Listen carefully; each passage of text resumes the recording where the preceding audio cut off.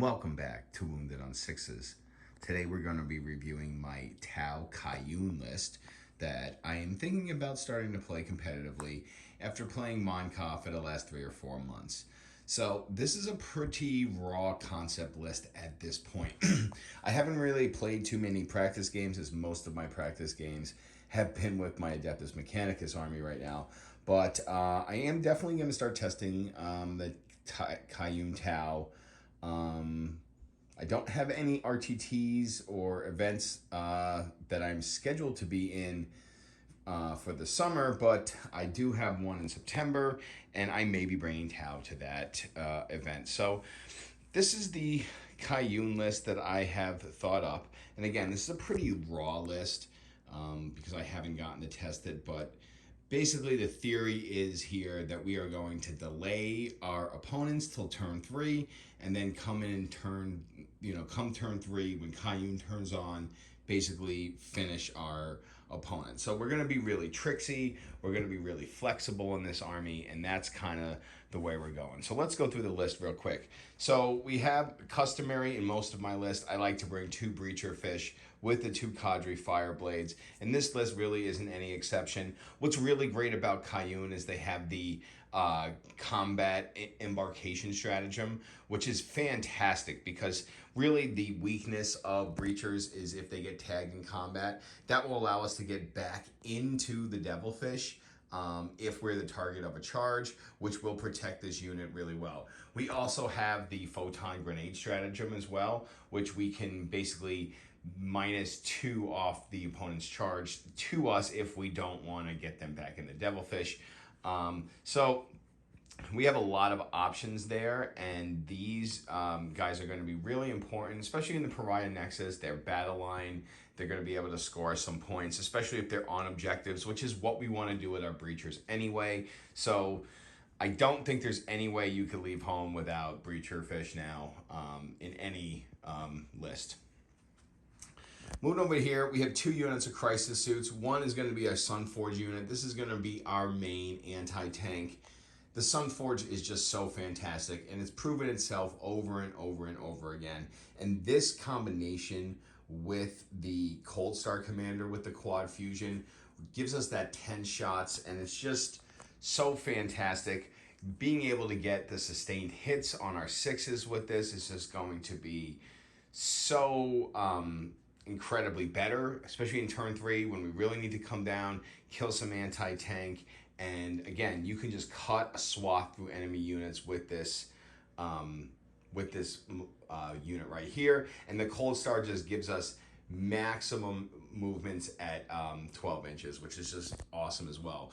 Really good rapid ingress target here. And again, we want to be tricksy, and these guys are going to allow us to be tricksy. Then we have a unit of Starsights. This does not have a commander, mostly because of points concerns here. But what I'm thinking here is that we most likely will not start this on the board, but we can definitely make this a great anti-infantry unit that we can bring down in Kauyon and really get a lot of mileage out of, because they get so many shots, 4 shots with their burst cannon, and they're all going to have burst cannons. So that's a lot of shots, a lot of sustained hits. We're going to be going after infantry with this unit, so we're going to be getting that +1 to our AP as well. So can be really, really deadly, these Starsight units in Kauyon, the way I'm looking at it.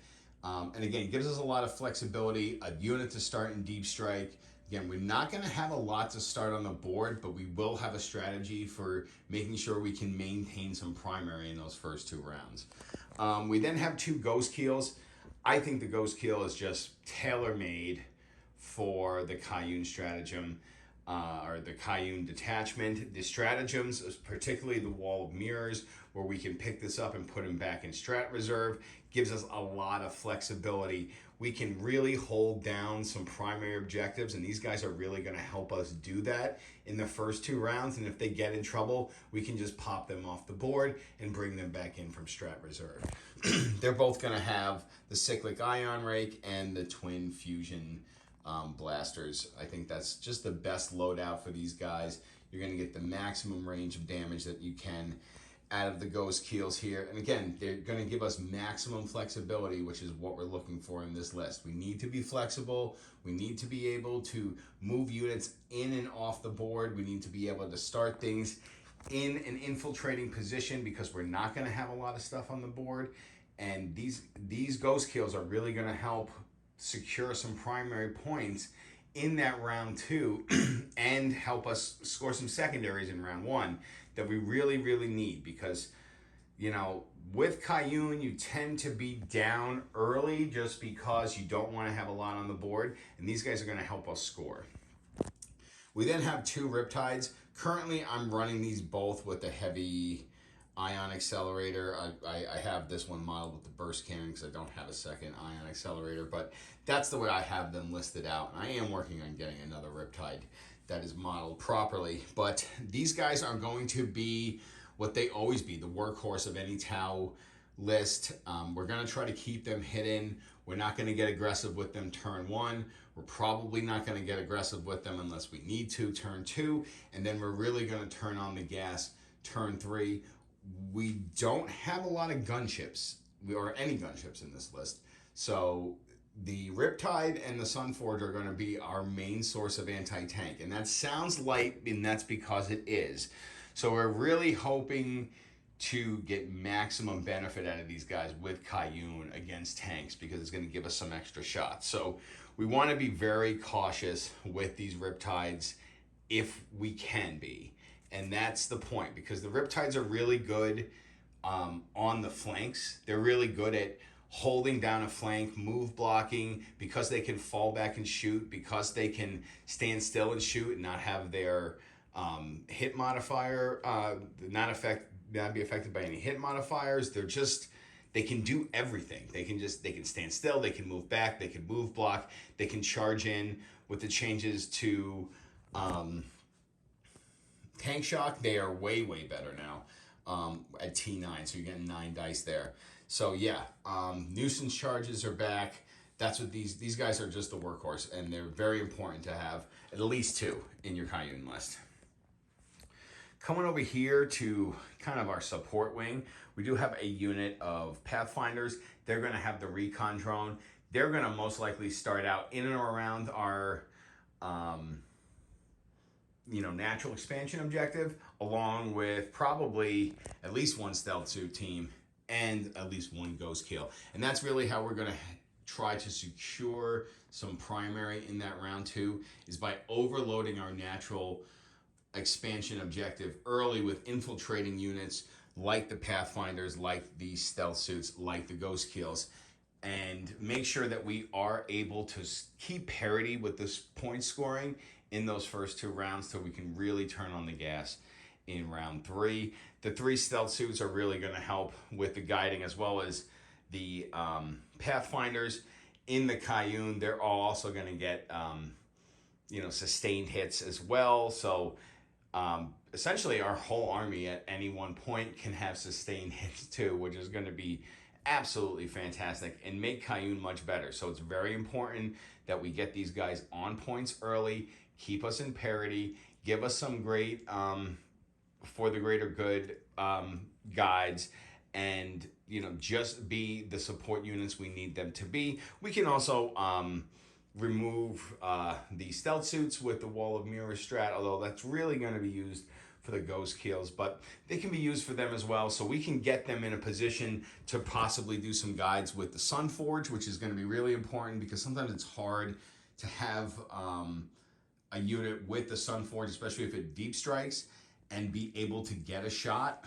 The wall of mirrors might be able to get us to pick up a stealth suit and set it up for a great for the greater good target for these Sunforge. Finally, and probably the most experimental part of the list, is 2 units of Krootox Rampagers. And this is my thinking here and the strategy. We need something to delay our opponents.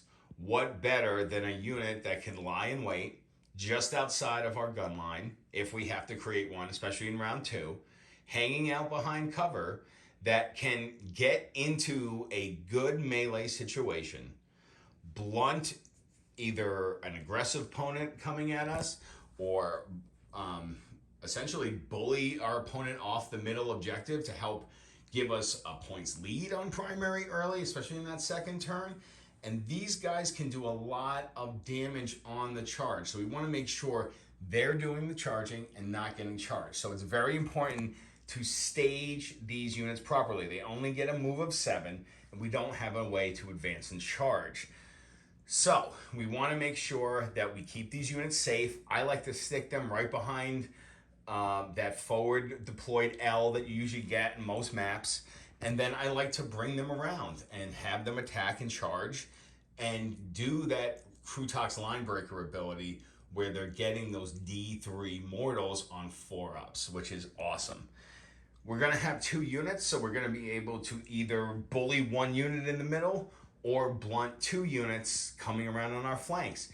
This is going to help give us the delaying action that we need to get to round 3 and make this army much more effective by putting all the damage into these guys early, giving our opponent some meat to chew on in the middle of the battlefield rather than in our lines, destroying our army before it could turn on in round 3. So that's the whole point of these Krootox Rampagers. Will it work? It definitely needs some more testing, and I'll definitely get back to you all with my testing once I get a chance to get this list on the battlefield. So this is my very raw Kauyon list right now. Let me know what you think about it. If you haven't, go ahead and like the video. Please go ahead and subscribe and come back for more Wounded on Sixes.